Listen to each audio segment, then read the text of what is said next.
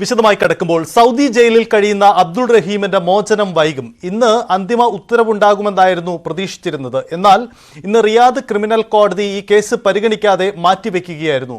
Case കഴിഞ്ഞ November 17-നാണ് ഇതിനു മുമ്പ് പരിഗണിച്ചത്. തുടർന്ന് അന്തിമ വിധി പുറപ്പെടുവിക്കാൻ ഇന്നത്തേക്ക് മാറ്റിവെച്ചിരിക്കുകയായിരുന്നു. 18 വർഷമായി സൗദി ജയിലിൽ കഴിയുകയാണ് അബ്ദുൾ റഹീം. കഴിഞ്ഞ മാസം റഹീമിനെ ജയിലിലെത്തി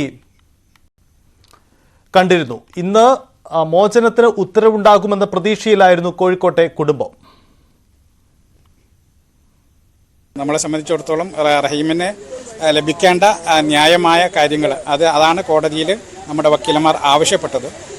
നമുക്കറിയാം, നമ്മൾ 34 കോടിയിലധികം രൂപ, 35 കോടിയിലധികം രൂപ പിരിച്ച് 15 മില്യണോളം റിയാൽ സൗദി കുടുംബത്തിന് നൽകി. അങ്ങനെ പ്രൈവറ്റ് ടാക്സിൽ വരേണ്ട കാര്യങ്ങൾ അത് പൂർണ്ണമായും ക്ലിയർ ചെയ്ത് വധശിക്ഷയിൽ നിന്ന് കഴിഞ്ഞ ജൂലൈ 2-ന് റഹീമിനെ മോചിതനാക്കി. അതിനുശേഷം വരുന്നത് ഈ പ്രോസിക്യൂഷൻ്റെ വാദങ്ങളാണ്.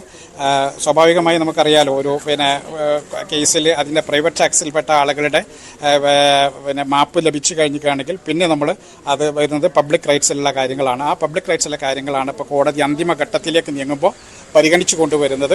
അത് ക്ലിയറാക്കി, അതായത് റഹീമിനെ ഗുണകരമാക്കി മാറ്റുക എന്നുള്ളതാണ് അവിടെയുള്ള നമ്മുടെ വക്കീലന്മാരുടെയും ഒരു ശ്രമം. ആ ശ്രമത്തിൻ്റെ ഭാഗമാണ് ഇന്ന് നടന്ന വാദപ്രതിവാദങ്ങളും ഈ ഒരു നീട്ടിവെക്കലും.